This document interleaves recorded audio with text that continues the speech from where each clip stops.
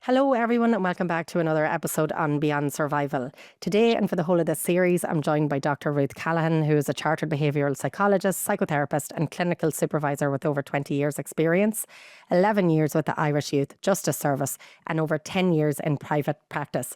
Ruth, how's it going? All good. I think we'll just jump straight in. Lovely. Dear Katie and Ruth, I'm writing to you from the thick of it. I am in the early, raw stages of estrangement from my parents and finally seeing the toxic family system I belong to. Your podcast has been a lifeline of validation and comfort during this very lonely and emotionally confronting period of my life. For years, I carried a heavy secret that when I was a teenager, my father was on multiple occasions physically violent towards me. These incidents were never acknowledged and everyone carried on as if nothing had happened. But this was only the tip of the iceberg. Growing up, he was incredibly emotionally abusive, constantly baiting me, dismissing my feelings, labelling me as too sensitive, or saying he didn't mean it like that, whenever I responded with any kind of emotion or reaction. This pattern of emotional erosion continued into my adulthood, and so did his aggression. He would undermine my parenting in front of my children, once mocking me for talking to my baby, as if my attempts to connect with an infant were ridiculous. He even squared up to me, screaming in my face in my own home in front of my husband. This aggression was not just an isolated period from when I was a teen. However, the tipping point finally came when I saw that the same lack of emotional regulation was directed at my 2-year-old. During a tantrum, my father used physical correction on my child right in front of me. When confronted, his response after the initial denial was that it was because my toddler had hit him first. In that moment, the veil finally dropped. I realised that if I didn't protect my child from his temper, I was consenting to them inheriting my trauma. I tried to be the perfect communicator in asking for accountability, but I was always met with Darvo at every turn. When I offered supervised visits with my children, he rejected this as a non-negotiable. When I had the courage to confront my father with the fact that I don't trust him with my children because of his violent history towards me, he showed no empathy. He could only centre his own feelings, was only concerned with his self-image and his own heartbreak at the idea of not seeing his grandchildren. He even told me in one exchange, "I love you, however, I'm struggling to comprehend your level of willingness in making any movement towards the normalisation of our relationship," making it clear that his love is entirely conditional on my compliance. I am told that I am pushing my parents by weaponizing the children, but I'm simply prioritizing my child's safety over their access. It's devastating to realize that my father values his entitlement to being a grandparent more than being accountable to his daughter for his actions, and he has failed to see the opportunity I gave him for repair. And yet, this isn't even the most painful part, which has been the realization that my mother was and remains an enabling parent and was never a safe parent. She didn't step forward to protect me then, and she refuses to stand with me now. Instead, she argues that she couldn't possibly have been married to a violent man for decades and insists that he would never harm me or the children, even going as far as reframing a serious physical attack by my father, saying he merely went to attack me and minimised what he actually did. As you can imagine, I am navigating a strange kind of grief. I am mourning the mother I thought I had, the parents I should have had, while also trying to protect myself and my children from the ones who are actually there. The betrayal has extended to my siblings. When I raised a safety concern with one of my sisters, a mother herself, after my father once gave my toddler a choking hazard and left them unsupervised, she laughed. She commented how similar my father and I were, which is something she said often to me. This was deeply upsetting because my entire life is dedicated to being nothing like them. She brushed it all off, saying that I should be grateful because my parents were hosting Christmas this year. She has since stopped speaking to me entirely. My other sister has tried to mediate, encouraging my father and I to go to family therapy or mediation together, framing my father's refusal to acknowledge the physical violence as miscommunication and putting the responsibility back on me for not being clear.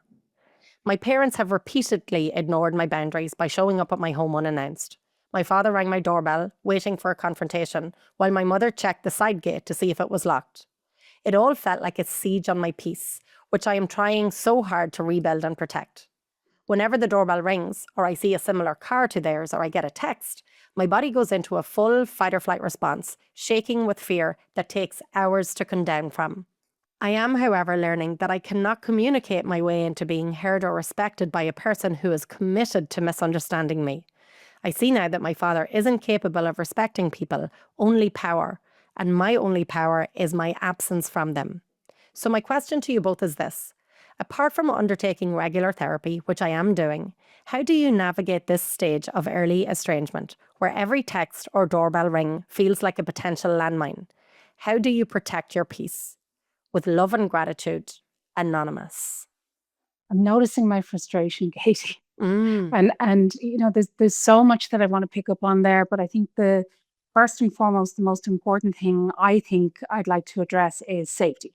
Mhm. And that's a very clear feature for this listener throughout. And I think that that's right and proper and appropriate, especially when it comes to risk of harm to our children. And I love that she took action as soon as she witnessed something Mhm. fabulous. And I endorse that. And I think it's amazing.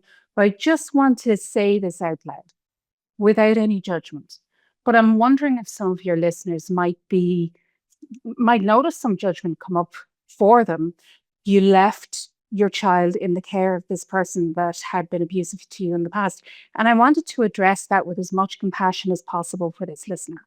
Because until you witness it and see it, you can't possibly believe that they'll do it to your children. Because here's the thing, when you grow up in a narcissistic family system, you're told you're bad, you're wrong, and this is why this is happening to you. So my reactions to you, my abuse towards you is because of you. You're the bad guy.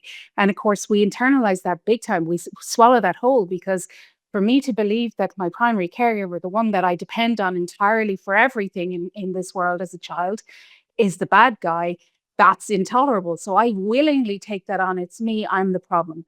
And then we have our own children. We see that they're fabulous and they're exactly right and proper as they should be, even within their own little limitations in this world. So we can't possibly believe that they could be a bad guy. So therefore, they must be safe with this person, right? So I want to just address that for anybody who's listening who might be like, well, why did you leave the child, in the vicinity of this person when he'd been violent to you in the past? It's not that simple. It's way more complex and more nuanced than that. And I want this listener, if in the wee small hours of the morning she notices judgment come up for herself in this, I want to really firmly acknowledge it's not that straightforward. It's not as cut and dry. Until you witness it, you can't possibly believe that anybody could target this little darling of a toddler child. So I want this listener to hear loud and clear. I certainly hold no judgment for it. And if other listeners are noticing some judgment come up for them, I'm asking them to really lean into their compassion in it, because it's inconceivable to us that anybody could harm this little darling child. So it's not until we actually witness it that it lands for us. As this listener says, that's when the veil fell. She had to unfortunately experience that in order to see, oh God, it wasn't me. I wasn't the bad guy all along. Dad was. I think you've really got to the crux of it. And I think that this is where the complementary moral defense, right? That the child is believing that there's something wrong with me, right? And kids, there's a healthy element of this, that if anybody has kids, that they Hmm. will see their kids feeling so bad over, let's say, something minor, that they think that they've Hmm. done harm and feeling that guilt. And there's a healthy part of this where, kids have empathy, but this is where the narcissistic parent weaponizes that guilt against them, Yes. what you're talking about, and blames them and shames them, and this is your fault. And this is why then for the child growing up, it is so hard, or not even so hard, they are gaslit and blinded and conditioned that this is not abuse, right? There's nowhere, they might know that something is strange or something is off, but they won't be Hmm. able to identify it as abuse. Hmm. So many of my adult clients come, yes, even when they're able to get in touch with their healthy anger that this was wrong, there's still often such a wall, or I nearly think of it as a splitting from the child when I think of inner child work, that well, Yeah. it's not abusive, it can't be abusive. And that's because their Yeah. whole childhood is generally predicated on this idea that you are bad, that you are wrong. And so they hold that so firmly that that is the ground that they walk on, and now it's their worldview, and now it's destabilizing to shatter that worldview to accept the reality actually that this is harm and this was wrong and this Yeah. was physical abuse. And when I think of that, the child will have a sense of that, right? A sense of this is wrong, this is unfair, this is unjust. And this is where this listener talks about the pain of the enabling parent, because Yeah. this is where they are gaslit and that there's such harm done that is minimized, dismissed. And even here that, no, he didn't attack you. He just went to attack you. That's fucking intimidation. That's abuse. Like that is wrong. But she's saying, oh, that's okay. And we can condone that because he didn't actually hit you, even though that's a lie and he did. But even if that was the case, that is showing his level of rage and anger and he can't control it. And that's wrong. But here's then the key kind of distinction then, what you're talking about then. The difference when she is the adult, looking at her innocent child, just behaving like a child, like whatever he did. And even if he did hit the grandparent first, right? Yeah. It's very developmentally appropriate. Absolutely. But she is being the adult that her mother never was for her. She is no longer enabling it and denying it. Yeah. And you're right, Ruth. It's forcing her then in a way to look and see then what was done and what was done to her and wasn't done for her. And I think that this could potentially be a very valuable piece in her recovery in terms of what if it was never you? What if you were just being a very normal, I hate that word normal, but you know what I mean, a normal, regular child at a very typical, as you say, very typical stage in your development, reacting to your environment exactly as you ought to, and still you were lashed out at. And, then internalized, it must be me. But maybe you through this witnessing of my heart sore that you had to witness what you witnessed, but and that it had to happen. But at least then we can take this, if for want of a better word, silver lining out of the dark cloud and apply the learning into your reparenting of your inner child.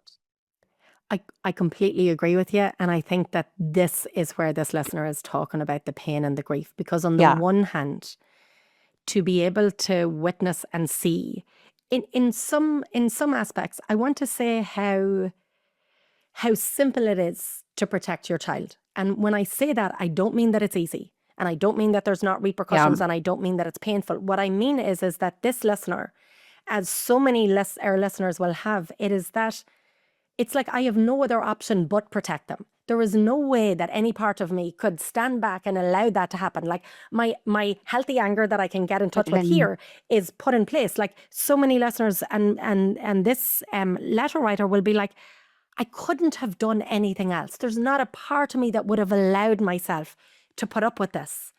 And then here, then right in front of us is the enabling parent. Because it's like, how could they have allowed this to happen and not only stood back?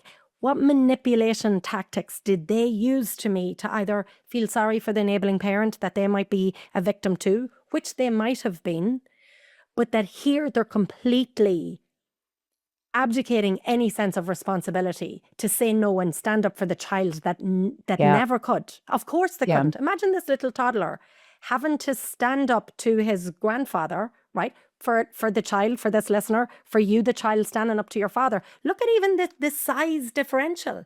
Like that is such a threatening experience. I've jotted it down here in my notebook.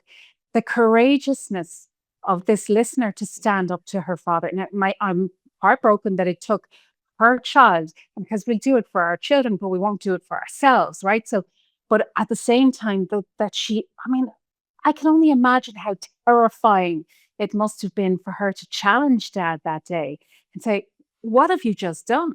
And I know that, and I feel like this was possibly a term that came from Dad.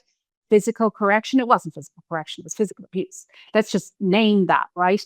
But and I think she does name that later on in the letter, in fairness to her. But there is something about calling him out on that. I can only imagine her heart was, beating out her chest that day. What I can't begin to imagine how terrified she must have been. And then for him to deny, even after she'd witnessed it, I mean, the level of, the delusion and mom's level of delusion. If I believe what you're saying or acknowledge what you're saying, then I have to sit with the fact that I've lived with an abuser for multiple decades. Oh, you have though. Yeah. And here's what I always come back to. Authenticity is basically the kryptonite of the narcissistic family system. And this letter writer, this listener, is her only crime, as far as I can make out, is authenticity. And you see, when we're authentic and we call out the truth and we name reality and we pull people into reality out of their delusion, that creates a tension that the narcissistic family system cannot tolerate. So then you have these third parties, sisters, intervening in very, I'm just going to say, odd ways. Like, I mean, I'm noticing even second sister, who seems to be a little bit more, empathic. She's saying a miscommunication. That's what we're going to focus on here. We're just going to, completely avoid dealing with any of the physical abuse of a child and of this listener, this letter, who wrote the letter. I mean, we're just going to just pass over all of that and focus on a miscommunication. That just feels bizarre to me. It is, and isn't like what you're talking about here, just the denial, and that anybody that wants to remain in the narcissistic family system, they really have to keep a level of denial in order for them to enable it and to stay part of it. Because if you say no to the narcissist, you are going to be met with their wrath. And you're right, that, I mean, I just want to call it absolute bullshit. That you're right, the second sister seems to have more empathy, but one, she's refusing to acknowledge the physical violence, right? So that denial, that's just a problem there, because somebody that's refusing to deny the thing that's happening. Imagine if this was a huge fire, and if I'm denying that the fire is there, or poisonous gas, right? If I'm denying that there's a gas leak, and even though you're smelling it, and I'm saying no, or I don't want to acknowledge that or talk that, what harm am I putting you in then in that situation? So that's just so wrong. And here she's trying, it sounds like the second sister, the older sister, that's trying to mediate. And even look at that. Look at the role of the older sister, right? The mediator, the go-between, the one that's trying to fix and glue things together. And she wants you to go to therapy and mediation. So there's a denial there. There's toxic hope. But the fact then that after denying it, calling it a miscommunication, my anger, I'm even struggling with my words, because what that does then is putting a responsibility then on this listener, right, who was and is the child in the relationship. And that's so wrong, because this is not look at my anger. This is not a fucking miscommunication.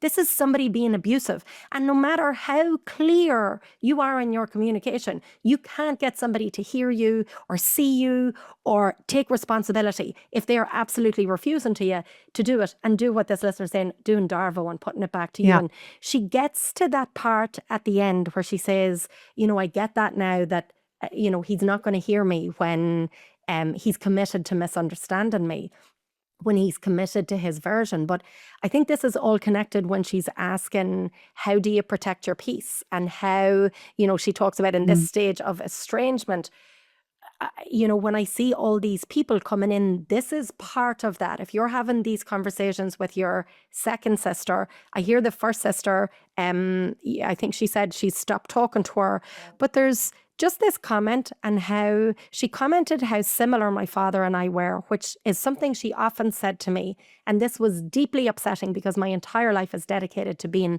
nothing like him. And then she brushed it all off, because she said that I should be grateful because they're hosting Christmas this year. It's the audacity.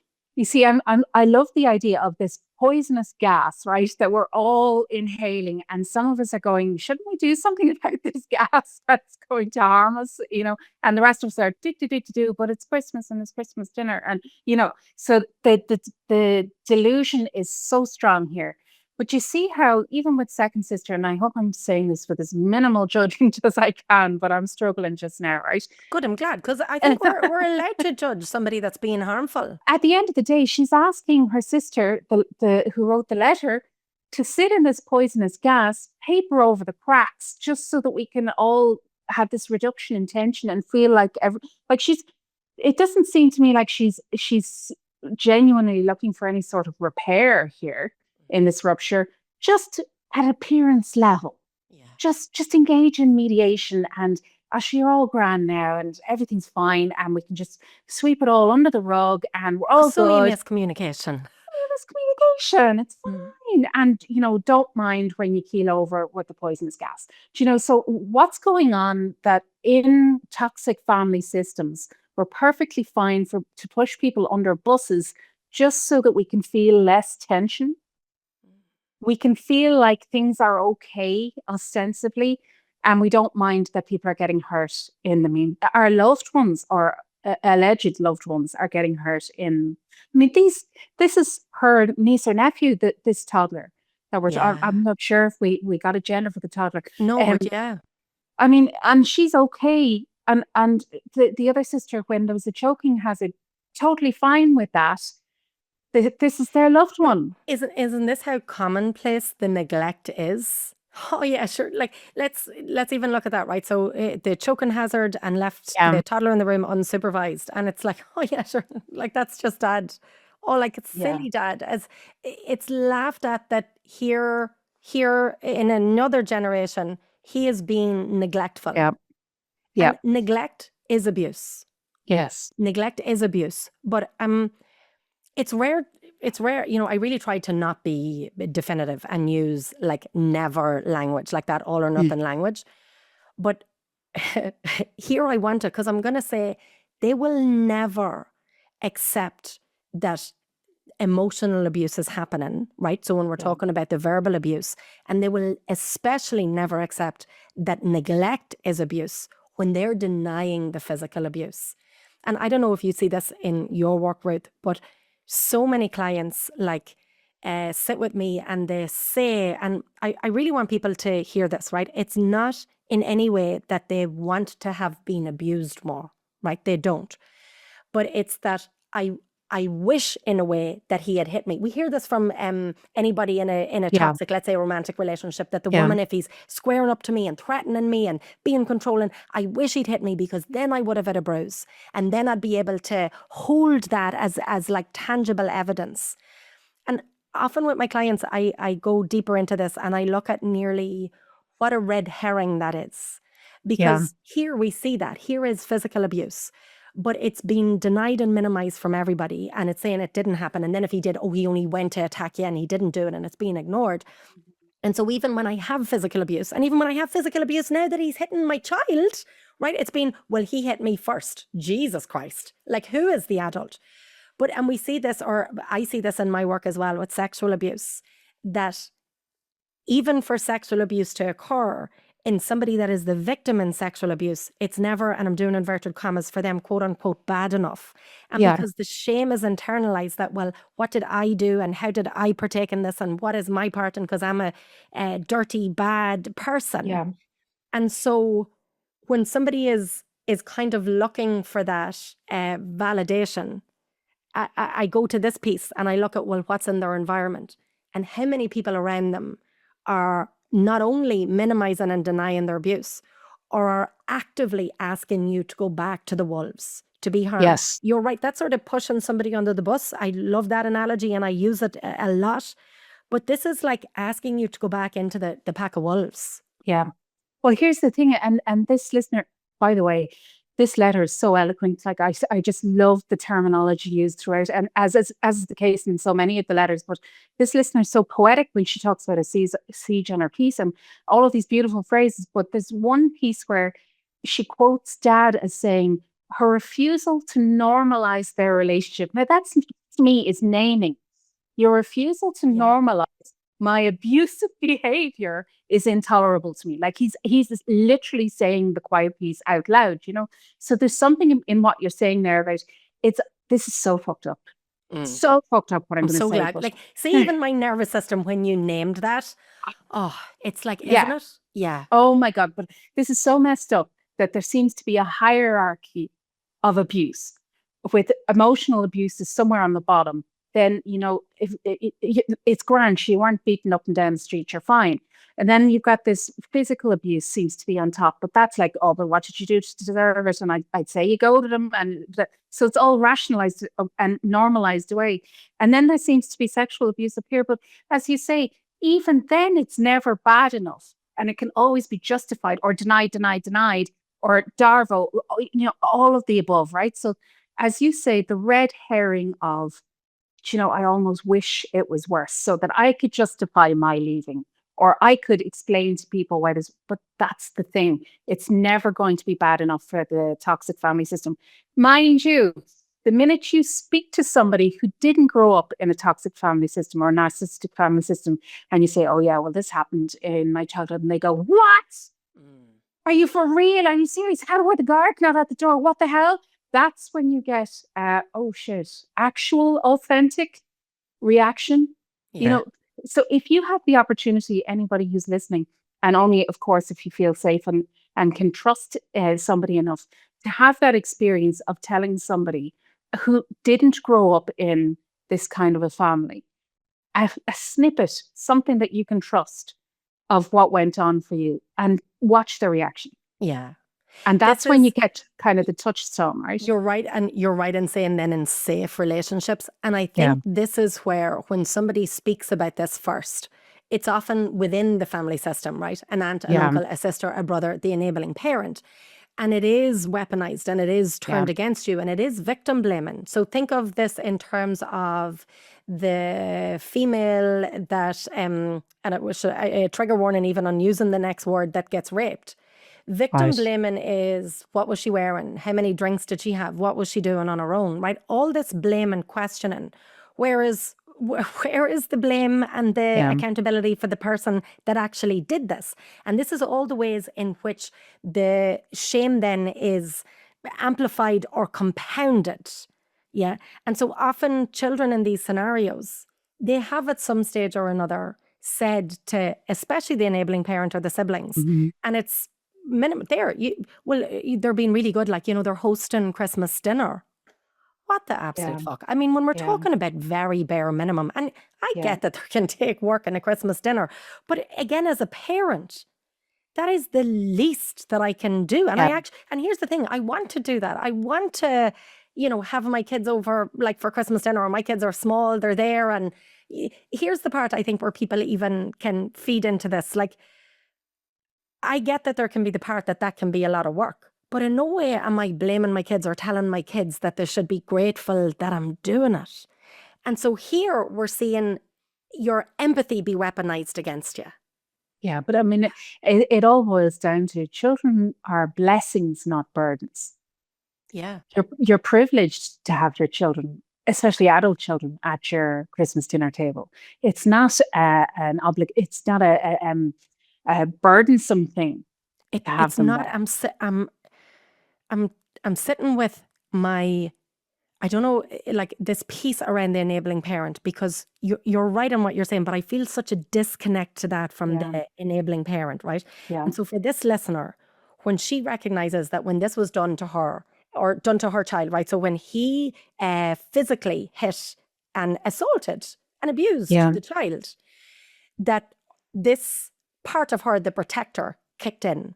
And it's really interesting. She talks about as well, at a time when I think it was that time where she stood up to her father, this pattern of emotional erosion. And that's exactly what it is. Continued into my adulthood, and so did his aggression.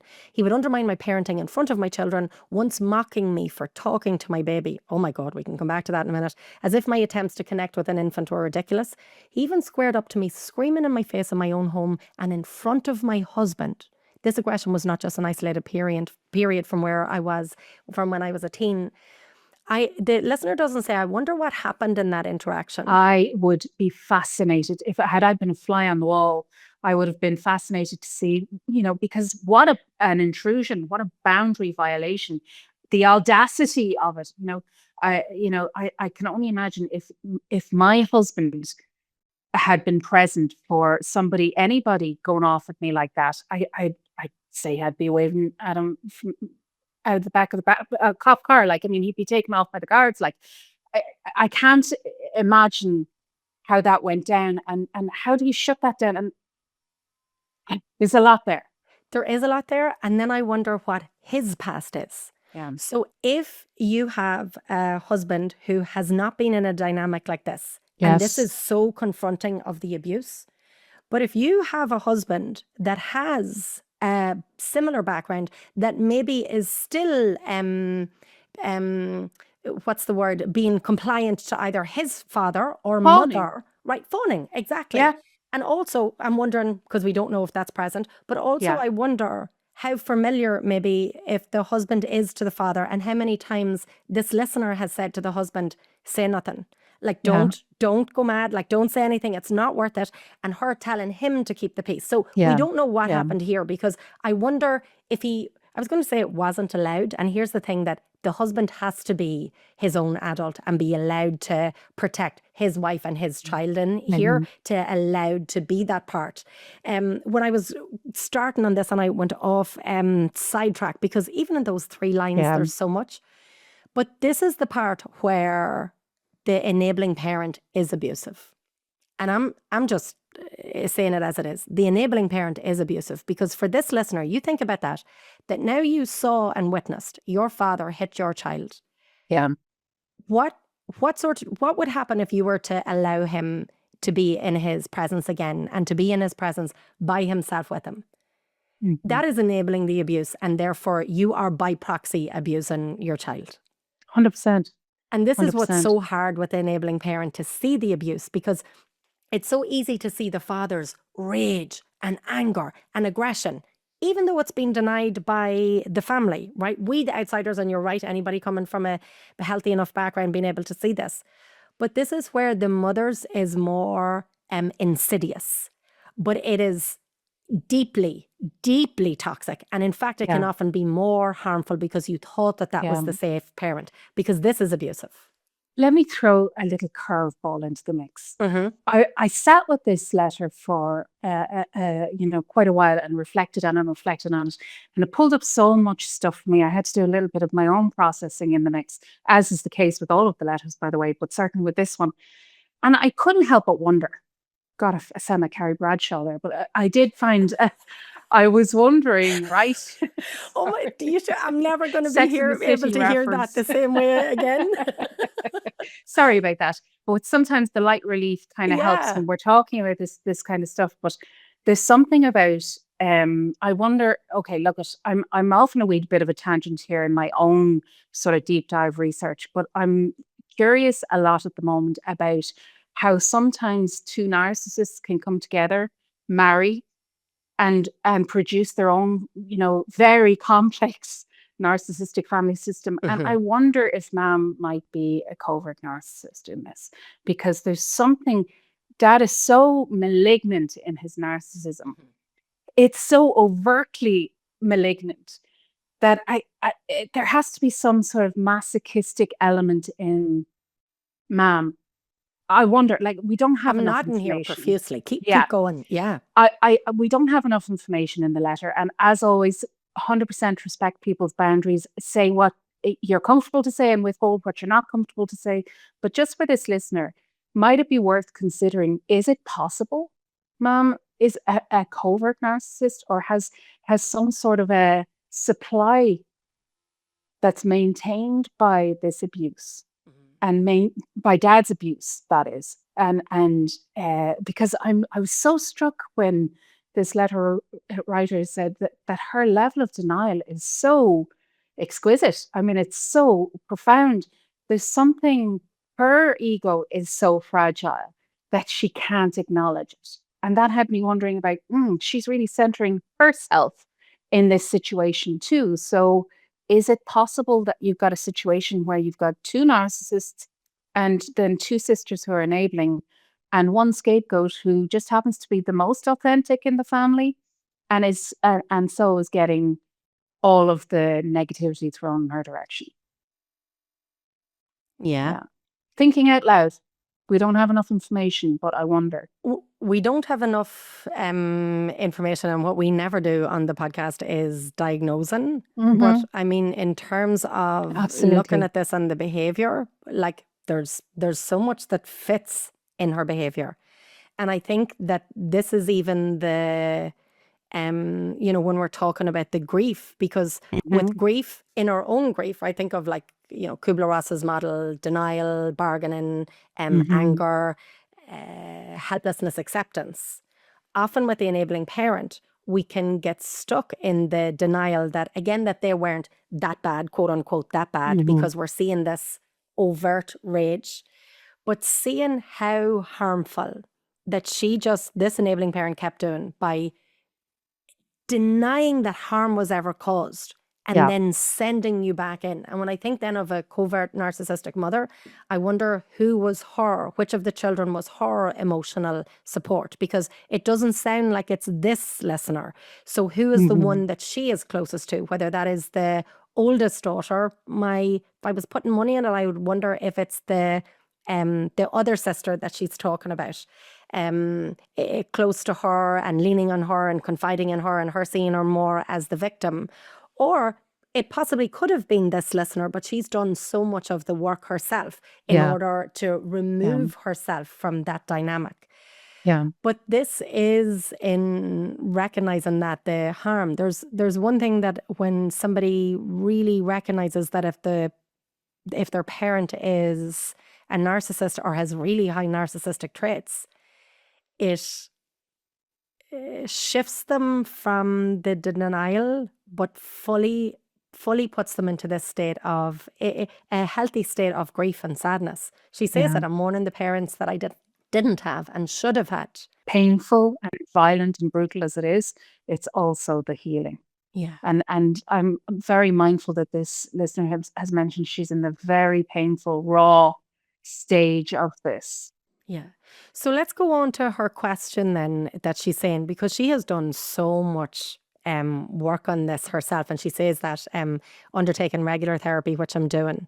How do you navigate this early stage of estrangement where every text or doorbell rings feels like a potential landmine? Like that landmine that they're going to erupt, right? What a landmine does. She talked about earlier in the letter of going into full flight or fight response, shaken with fear that takes hours to come down from.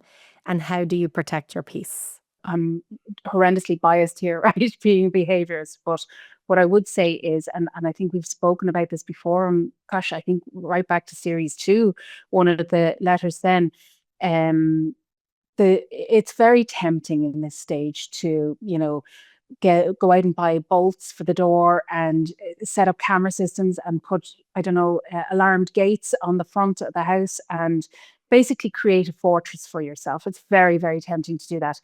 Very tempting to change your number, move, change your address, do all of these things, right? To thwart attempts to reach out or contact you or harm you in some kind of way. And what would be wrong with that ostensibly, right? And the only trouble with it is that fortress might end up becoming your prison. And that's not fair on you.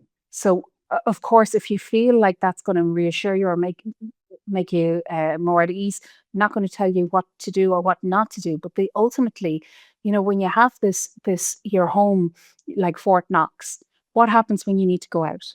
What happens when you got to drop the kids off somewhere, or you got to go to work, or you got to get the groceries or whatever else? That's when you're going to notice a spike in your anxiety and your fight or flight. And that's not fair on you.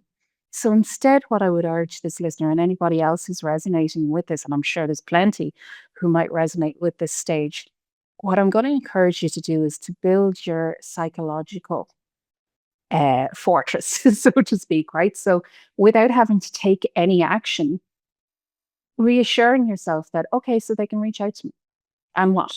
They can no longer harm me because I can see now what I couldn't see before. The veil is gone. I can step back, and I've talked before about cognitive diffusion, and it's this idea that I can psychologically take a step away from the impact of the words and the impact of the actions and what's happening around me. And instead sort of, look back into the situation or the dynamic from a safer distance. I know this sounds very abstract and bizarre, but bear with. But having that psychological distance to look back into And we talked before about the bingo card, this idea Mm, of having an idea of the dynamics that I'm likely to see in this exchange, right? And oh, yep, there's projection. And as you mentioned before, Katie, this idea that he was sneering at her for trying to connect with the child. What projection, right? yeah, How we didn't dare come you back to that. Yeah. how dare you connect with your children when I have this inability to connect at any sort of reasonable or appropriate emotional level at all with my children? That was his feeling affronted by your efficacy as a parent, right? Yeah, So but this even to just mass see your projection in baby as that. a little human that, and one, ignoring the want in a parent to like talk to your Yep, kids, but two, then recognizing that actually that is a fundamental need that a child yep, has in order to have that absolutely. connection. And the denial of those needs Yeah. has evidently happened when she was that baby. Mm. So there's the that's a perfect example of one of these dynamics that I'm talking about. Noticing the projection and going, oh, there it is. Yep, that's that. And oh, yeah, that'll be gaslighting, right? But being able to take that step back when I'm ticking off or my bingo card, right, to all these dynamics, I'm not in the direct line of fire. I'm one step removed from the direct line of fire. So I don't have to be in the fight or flight response as much. Of course, you're going to be, of course, stuff is going to be pulled up for you.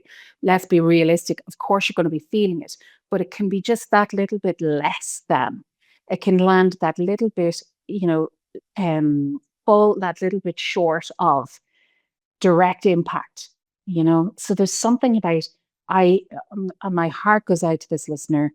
I can only imagine every time a text goes off, and how many texts do we get in a day, right? Every time she hears a notification, she's in the fight or flight, and dear heart, that's going to be the case for a while. Mm. I'm not gonna lie to you. You're it's gonna take time for that to begin to fade and ebb away. But there's something to be said for building that psychological fortress in terms of, okay, so my phone's just gone off and there's a notification. And what if it is them? So what? I I can delete it, I can not respond, I can I hear you, handle and it. I hear the power when I think back to, we've brought it up a couple of times now, that Mhm.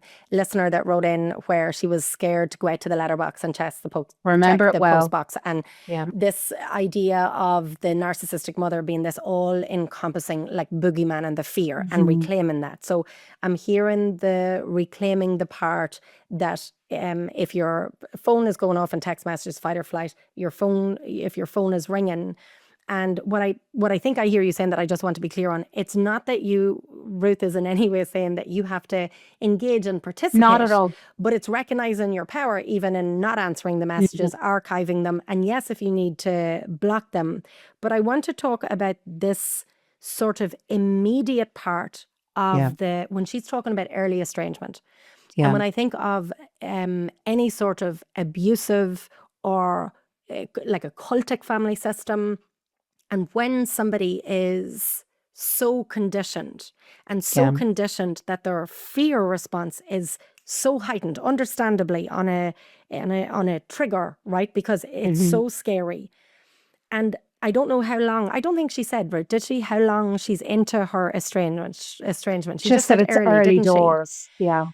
Because I wonder, for that initial period, in order to strengthen somebody's psychological resolve, in order to strengthen somebody's, even here to say that to a friend and to hear their reaction, in Yeah. order for your nervous system to be able to, over time, because this doesn't happen immediately when you leave an Yeah. abusive relationship, for your nervous system to be able to recognize and like recalibrate and be able to recognize, oh, okay, there is peace, there is safety. Yeah. I can have more joy and connection with my kids. I can have more ease, maybe with my husband or my friends. I agree with you that I think that somebody can get to that stage that this person will no longer hold any power over them. When I think of Mhm. somebody, if they have left an abusive husband, Yeah. and they're immediately after leaving them, if their phone is blowing up, we're talking about harassment and going to the guards in order to protect Yes. them, because they're still at such a vulnerable stage and they're still being abused by that harassment, and their nervous system won't get to heal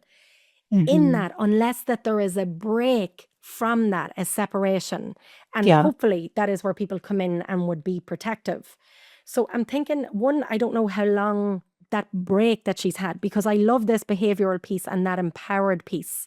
And I think of, I'll use my own example. I remember at the beginning, because I live in very close proximity to my immediate family, you know, rural Ireland. I live countryside. And I think of the beginning that when there was events, that I wouldn't go to certain things because I knew that it would be harmful to me. I knew that I wouldn't be able to, I would either react in and with different people in different ways, whether that was fight or fawn or even freeze, and that I wasn't able to have this psychological distance or this strength within me to be able to have healthily detached or even healthily grieved at that point to be able to do this. So yeah, I want to throw that back to you when we're talking about behavior, because I see the importance of change behavior, but I'm wondering, do you think that from your experience, what you see, that there needs to be a period of time or safety, or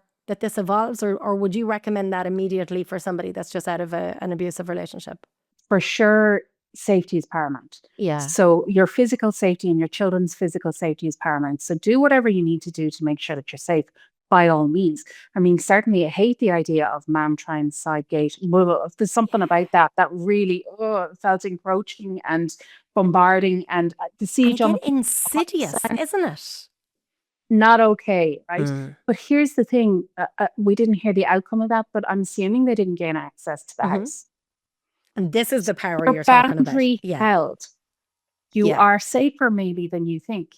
So say, for example, God forbid, but say, for example, you're walking down the street and dad accosts you, stands in front of you and starts mouthing off, whatever.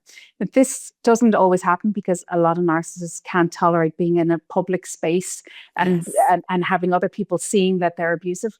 But so there's safety in that, even in the public space. But say, for example, even he does, like, what can he do? You know, you can call the guard if you need to walk to the guard station, if you need to drive to the guard station, get yourself to safety. But ultimately, you can. Here's the thing: we have this assumption that we're not going to be able to respond, but you have a lot more power and autonomy than you realize. Look how incredibly powerful you've been already. You stood into your power and your agency, and you challenged This this is the really empowering the powerful adult guy. self. Whereas Yes. often what happens, it's our child self, especially Yes. when this has been conditioned from childhood and is Mhm. in that like paralysis freeze.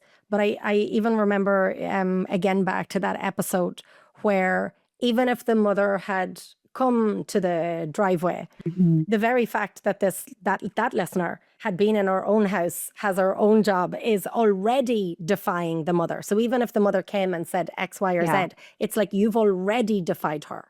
Yeah. That's why she's so rageful towards Reacting. you. Yeah, Exactly. she wouldn't be if you were doing all the things that were meeting her needs.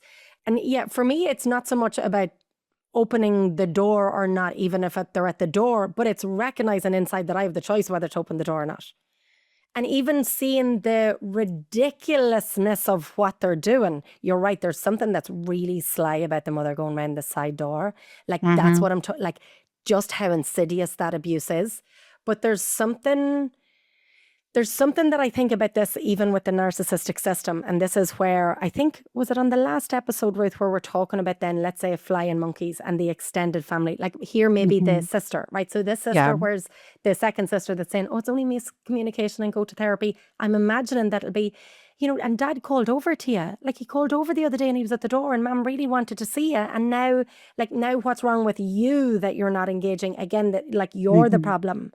Mhm. And this is the problem when somebody is denying abuse, because they're actively asking you to be the punching bag again, to come back in, to throw you to the wolves. And I Yeah. wonder how much this part as well, when I think of fight or flight, I'm wondering how much is in relation to possibly the sister. So here, if she is seeing the older sister has gone no contact with her, she's recognizing the grief around the mother. I'm wondering how much grief around this part, that if she owns this part, which she's owned it like 95% here with the parents, but like fully owned that, I wonder how many more people she would lose in the narcissistic family system. And we're talking about Yeah. the only way through that again is through more grief. Yeah. And that's the thing, there's a lot of flying monkeys that are ostensibly at surface level very kind and compassionate and very helpful. And sometimes we can have really high empathy for them because we can see that they're being manipulated in the system as well, right? But ultimately, at the end of the day, it's their inability to handle the tension you have created by being authentic. Let's just keep our focus on that. Your only crime is being in touch with reality and calling it out. That's all you've done. And their reaction, their inability to tolerate the truth, authenticity, real life, actual reality is the main reason that they want you to suffer and be abused again. What do you think the hope is of having an authentic relationship with a flying monkey? I mean, if they're in a position to, do the work, here's the thing, and it's always there's always Yeah. caveat and conditions, right? And anyone can, wake up and smell the coffee, so to speak, in a narcissistic family system, but it involves as your listeners well know, it involves a huge amount of work, It does. huge And amount of here's work. the part, even in empowerment, it's in recognizing our part in that. So I'll talk about me and the amount of times that, let's say, if you are the flying monkey, Ruth, right? And I have a Mhm. relationship with you and I desperately want to hold on to that and I don't Yeah. want to lose it. So I keep trying to convince you of how bad it was. And why can't you see it, Ruth? And why can't like you acknowledge that he did this or she did that and what happened? And I really desperately want you to see it because I want to keep you in my life. And so the minute then that I hold on and recognize my power and where my no is, because I'm enabling it too, and there's a part of me that's denying it when I'm trying to convince you. If I'm able to own this part, which is so Yeah. hard for somebody that was abused to own that they were abused, to own Yeah. that they were neglected, especially emotional abuse again, because there's no like physical ailments, but there's so much pain caused. But if I can do the work which this listener is doing and own that, I don't need to convince you. And I can even then hold a boundary and say, Ruth, we just can't talk about them. Like Yeah. we're not going to talk about them. Yeah. It's not getting us anywhere. But even in that acknowledgement, the relationship will automatically shift It has because to. now, yeah, but often in these narcissistic systems, it's the very thing, it's nearly the abuser that's binding us together. Because if we don't talk about this, actually now, what will we have to talk about? But this is the part where you have the power to free Mhm. yourself. And often it can, for some people, not all, sometimes the narcissistic system just stays fully intact. But it is in this empowering piece for the person that has stepped away that there is potential. And I don't want to give into any sort of toxic hope. There is potential for somebody to then actually witness it. Because when they don't have somebody, let's say you, the listener, or if that was you, Mhm. if you don't have me trying to convince me and trying to convince me that it's not that bad, if I'm just stopping that going, I'm not talking to you about this anymore, right? Yeah. Yeah. Yeah. Convince somebody else, but Yeah. I'm not having And this. that's really important because I think it's important for your listeners to hear it is not your role to educate anybody else in narcissistic family systems, and it's not your role to go and break people out of it. You have enough on your plate, right, in keeping yourself and your wee family safe. It's not for you to have to, start a crusade, right, and stick a target on your back any further. So mind yourself in it. That's And one so thing I in think that, is when I think of important. protecting peace, because you're right, I Hmm. fully agree, by the way. I have this conversation with clients where it's like that. I want cameras like, and I talk to them about that. And I'm like, yeah, it's nearly like you want the iron poles at your windows. And they're like, yeah. And I'm like, okay, Yeah. but what would that end up feeling like? And it's like, yeah, that would resemble a prison. And because it is this part in, when I think of our own identity, like how consuming the narcissist and the narcissistic family system is. Whereas for this listener, and the fact that you have done all this work, where do you get your joy? Yeah. Where do you feel most peaceful? Where do you feel seen and heard? With who? In what groups?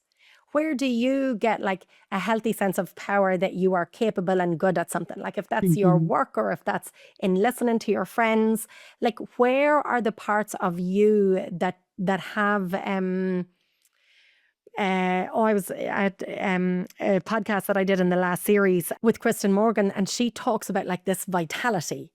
Yeah. So I think of what you call him, Pete Walker from Surviving to Thriving. This part, Mm-hmm. where do I thrive? Where is there Mm-hmm. vitality?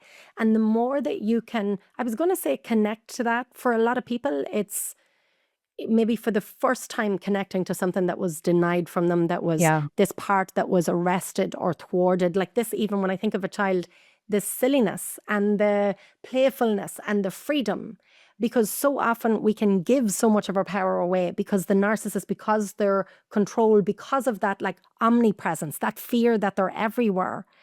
Yeah, where can I reclaim these parts and identify them and have And fun? that's such a good point, Katie, because I think that's ultimately what I'm trying to get at with this idea of don't create a prison for yourself, right? Mm, So I fully respect that in the short term, there may be certain events and stuff that you'll avoid. mm, Fair, right? You're not going to keep put yourself please don't put yourself at any risk of harm at any time.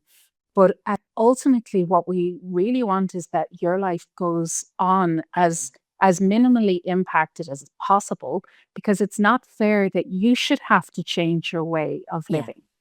And that you can do it scared. So this part, when Yes. the father's showing up at the door, you can be cowering inside, terrified. That fight or flight high, that's understandable. Hmm. The more that your nervous system has a disconfirming experience, the Yes. lower those hours, like that will reduce. That Yes. will reduce because your nervous system will learn that what you are doing, because I am capable. I am able to do this. And let's just follow that with the mother, because you're right. It sounds like she didn't get in, but let's say she did and she come round the back door. Now let's see what your response is, because this is your house. So that might Hmm. be anger. What are you doing? Or that might be, you might be frozen in the spot. Hmm. But what would you do then? You might phone your husband. You might tell them to get out. You might want to Call the leave the house guards. yourself. All of those Hmm. are acts of defiance and are not um, compliance. And Hmm. even if you phoned in that moment and said, oh yeah, okay, I will, I'll call over to you next week. Whatever you need to do to then get them out the door, to lock the door, and then that Yeah. you feel safe again. I think Yeah. this is the part you're talking about, Ruth. This is Yes. not about being compliant and enabling it and Hmm. phoning to them. This is about you recognizing that you hold that power. That power. Yeah. Exactly right. And here's the thing, next time dad comes, and you have had that experience of he tried this before and he got nowhere with it, that fight or flight response is it might just be 1% less intense, but it will be that less intense, as you say, because you've had a disconfirming experience with it. Mm, My boundary held, mm, and I'm going to be okay. I've lived through this before and I've survived before and I'll survive this. yeah. And it really comes down to that survival. Psychological safety is just as important as our physical, uh, sexual safety, any other type of safety. But your psychological safety is really important in this too. So reassuring yourself, I will survive this. There's something really powerful in what you're talking about. And it's just kind of clicked with me when we were talking about, you know, what you said, maybe if she met the father on the street. And I agree with you that it's Mhm. very rare for them to blow up in Yeah. public, although it does happen. And actually, if that happens, it can be even more validating because, like, Yeah. oh my God, like people can actually see the crazy, right? Yeah. The harm. But there's something that when I think of in terms then of inner child work, and I'm thinking of that this listener, if she is, let's say, cowering, terrified that the doorbell rings. And when I think of that, it's our inner child showing up in that moment. The same if we met them at the street, it's our inner child showing up at that moment. And often it's so young, around Yeah. the age of 1.5, 2, right? That part where we are starting to show our independence, our autonomy, having our no. And I want this listener to think of her own child. And would you allow your own child to open the door to him? Would you allow your own child to walk down the street to him? And no, you're shaking your head, there's no way. Yeah. And so this part for our own inner child, that so we can do the reparenting and do all that work, but in that moment, this interaction, it's no place for a small child. And so Absolutely where not. do you want to put your inner child in those moments? if that is, think if you're going to work and you might put them, in a creche, or you might put them, to somebody that Daycare. you love, Yeah, right? childminder. This is the part, like, where am I going to put them for this period of time? You might even imagine, and I, if you're doing this with your therapist, there could be like even a safety hub that you imagine that your inner child can go there, and that you are the adult in that moment then showing up. And so it's highly likely that you are going to be in your fight response, because you are going to be saying no, and there's going to be an element that you have to get in touch with that to be able to ward that off. So there's going to be an adrenaline response. But this empowered piece, I think that this is what Ruth's talking about. It's definitely what I feel here, that protect that child in the way you would protect your own child. You might put your own child, tell them to go down to the room and watch television, or put the child behind you. Yeah, you're safe, and you'd hold their hand because you are the adult showing up. And so this work to protect that child, because those discussions, those meetings, her, the enabling mother going around the side door, the father at the front door, that is no place for a child to show up. And you've already done this with your child. And so this is the inner work. And then how afterwards do you connect to your own inner child? Yeah. Yeah. It's over. You never have to re-experience that again. It's over. And that's the part with trauma that becomes fragmented, that we don't feel like it's over, because that part is still left like stuck there. Yeah. But in those moments, and I think it's sometimes people can try to reparent ourselves in those moments, but there's too much happening. It's overwhelming. And so if there is if there's a safe place for that inner child, that you're able to connect to this piece, and still, you don't have to open the door. Yeah, I'm not saying that you have to open the door, but you are doing it. You can withstand this because you have implemented all these parts of safety. Yeah. And protecting your peace, I would be aware of how much energy is then around conversations with your other sister, and I don't know then who else in around having those conversations, because that psychologically replays whatever they say when they're gaslighting, minimizing, dismissing.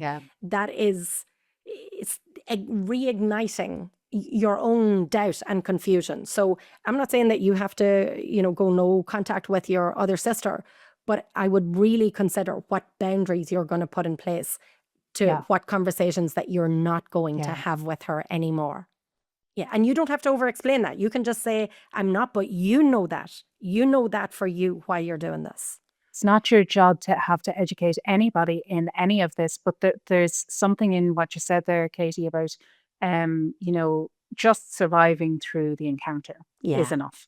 Yes. And I often have clients say to me, oh, I really regret I said this, and oh, I'm so annoyed with myself that I reacted this way. There is no wrong reaction, as you said. Even if it's a fun reaction, you survived the moment, and we can pick it up again. We can address it another time. We can and because you reassert can that change your boundary. mind. You don't have to do the thing that you maybe agreed to. Yeah. But let's just say anything you agreed to was certainly under duress, right? Yeah. Wouldn't hold water in a court of law, right? So there's something about compassion towards yourself. If you reacted the way you reacted in the moment, and that's okay.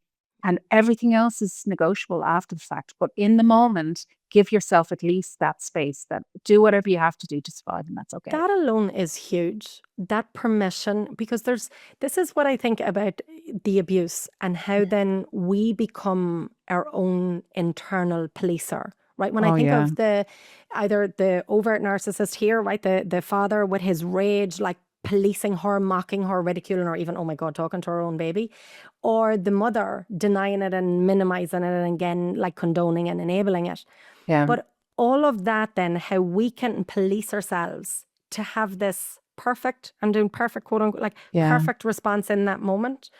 And you can't get this wrong. You can't get this wrong. So at least take that pressure off yourself. I'm not in trouble. Adults can't get in trouble. Like, people can be mad at us, but we're not in trouble because we're an adult.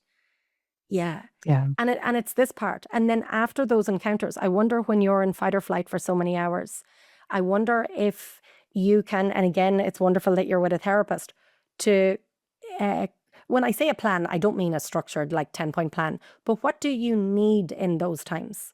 Because a lot of the times what we might need is verbal ventilation, right? I met him on the street, or he come over to my house, and right, to allow that with somebody that's safe, Talk it out. to talk it out, to let it, because that adrenaline response is going to be stuck within you. I even think of an adrenaline response then afterwards. So I'm imagining and even if you're sitting at your table and don't answer the door, or whether you're sitting hiding behind the couch, either way, there's going to be an adrenaline response. And so after they go, I'm thinking of the physical relief of that, like actually, and I'm shaking out my arms here, shaking out my legs, like the physical release of that adrenaline, because that's what's happening, that it's stayed in.